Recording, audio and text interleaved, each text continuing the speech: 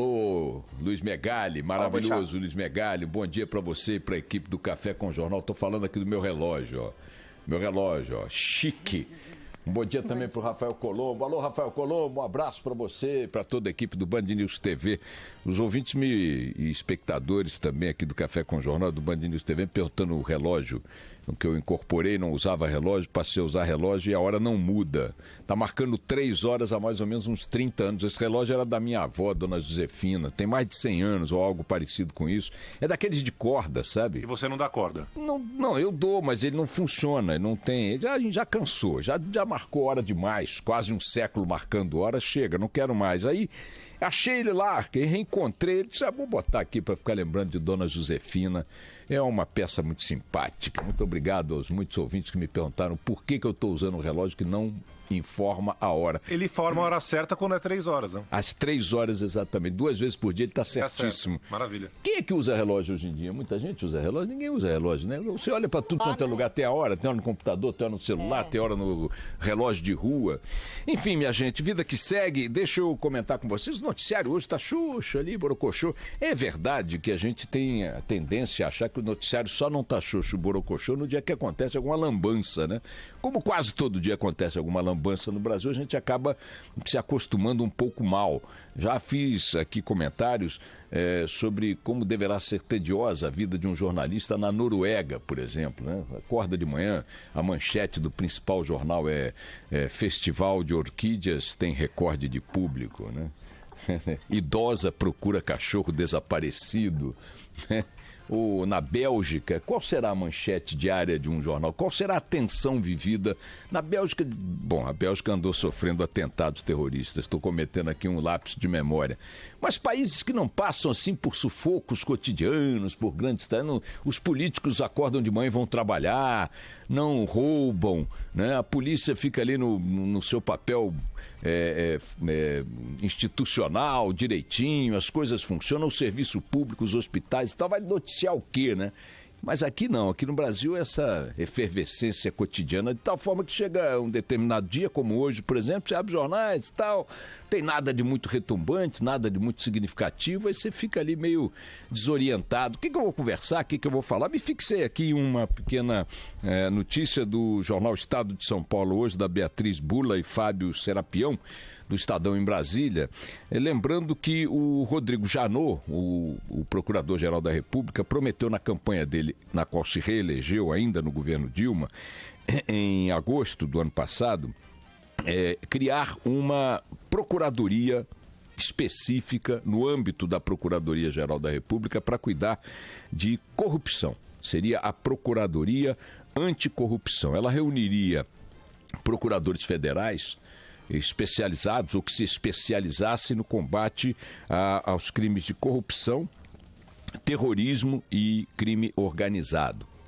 Haveria, portanto, uma estrutura, uma hierarquia, uma equipe própria com o desenvolvimento de métodos, estudos, arquivos, enfim, sistematização para lidar basicamente com anticorrupção, com terrorismo, que é um problema potencial, mas de pequena expressão ainda no Brasil, espero que assim continue, e crime organizado, que no sentido amplo pode incluir também crimes praticados dentro do ambiente de Estado, portanto crimes de corrupção, ou fora dele, ou seja, crimes de grupos criminosos clássicos, né, do crime comum, mas que se organizam e formam grandes estruturas para isso, como por exemplo o PCC em São Paulo é o mais expressivo desses grupos do crime organizado. O jornal chama a atenção de que Janot, já com um ano praticamente da promessa feita aos seus colegas e eleitores, ainda não conseguiu montar a estrutura prometida. Diz que o projeto não está sequer redigido, mas que as suas linhas gerais estão já elaboradas. O subprocurador-geral da República que trabalha com ele, Vladimir Aras, disse o seguinte, que essa Procuradoria Nacional não trabalhará com mixaria, que ele chama de bagatela, não tem negócio pequeno, ela só vai cuidar de coisa grande, ainda que, e não vai se dedicar a coisas pequenas, ainda que relacionadas ao crime comum organizado. né? Quer dizer, ela vai focar, muito provavelmente, e é o que está dito aqui, nos crimes de Estado, né? No âmbito do Estado, dos crimes de corrupção. O procurador regional, que normalmente é o que conduz essas investigações na estrutura atual, como é o caso do Deltan Dallagnol, em relação à Lava Jato, não seriam banidos desse procedimento nem dessa responsabilidade. Continuaria sendo deles o start, a largada inicial das investigações, mas eles contariam com a estrutura, a retaguarda da Procuradoria Específica Anticorrupção para poder dar a dimensão e o andamento que julgassem necessários ao seu trabalho. Então, essa informação vale para duas coisas. Primeiro, cobrar do Janot que cumpra sua promessa de campanha, estruturando dentro da Procuradoria-Geral da República um núcleo, um órgão próprio para lidar com corrupção. Isso é importante. O Brasil precisa concentrar conhecimento, concentrar estudo, concentrar literatura, formar especialistas que lidem com esse fenômeno. A Lava Jato muito provavelmente vai produzir um novo parâmetro nas práticas da corrupção no Brasil. Eu quero crer, é uma esperança que eu tenho, que quando ela finalmente disser, está encerrada a Lava Jato, o acervo apresentado possa significar uma mudança de cultura no ambiente da corrupção no Brasil, que ela saia do patamar escancarado, né, disseminado, generalizado, que tem caracterizado a vida pública no Brasil e reflua para um nível que eu não chamaria de aceitável, porque nenhuma corrupção é aceitável, mas num nível que estaria dentro das médias globais desse fenômeno no planeta. Há corrupção nos Estados Unidos? Claro que há. Há na Inglaterra? Claro que há. Na Holanda? Muito provavelmente também na Islândia, que dizem que é o país menos corrupto do mundo. Deve ter lá um malandro, um vagabundo qualquer que cede à tentação de se valer do seu cargo público, de sua função, para tirar dinheiro dos outros ou do próprio dinheiro público. Mas isto está num nível que a sociedade consegue absorver, né? Mesmo entendendo que é um crime pavoroso, um crime deplorável. Nós precisamos trazer a corrupção brasileira não ao zero, porque é a mesma pretensão que se desenha às vezes em relação ao tráfico de drogas. Vai chegar o tráfico de drogas a zero? Não, não vai chegar a zero. Mas você pode colocar num patamar que as sociedades consigam, chamemos de conviver e lidar com aquilo, combatendo, mas suportando. No nosso caso, nós não suportamos mais o volume que a coisa alcançou por aqui, como a violência, como a criminalidade. Tem crime em todo lugar do mundo, mas o crime, quando chega às escalas que chegou aqui no Brasil, com 9 capitais brasileiras entre as 30 mais violentas do mundo, então é claro que isso está fora da curva e é para trazer para uma curva, insisto, não se trata de aceitável, mas sim de suportável. É para isso que essa Procuradoria Anticorrupção precisa ser criada o quanto antes. Uma primeira cobrança em cima do Janot, no sentido de dizer, olha, Janot, vamos passar do discurso à prática, está na hora de você tirar do papel essa promessa de campanha. O Brasil certamente terá a ganhar com essa estrutura específica para combater corrupção e crime organizado, especialmente dentro do Estado. E a segunda questão é chamar a atenção, né, para o horizonte que essa possibilidade indica, né, que é um horizonte de o Brasil se enquadrar numa média internacional de manifestação desse problema pavoroso.